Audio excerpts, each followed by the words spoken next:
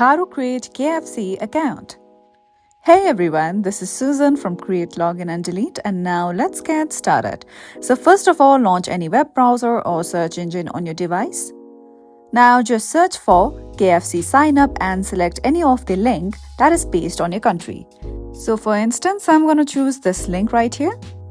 Now, in order to register, you have to start by entering your email address, creating a password for your account, entering your first name, entering your last name, entering your phone number, and then selecting the type of the account you are going to create.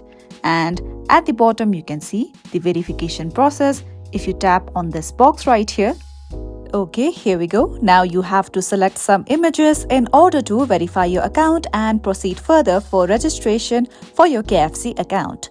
And this is it for today. If you found this video helpful and informative, don't forget to like and subscribe.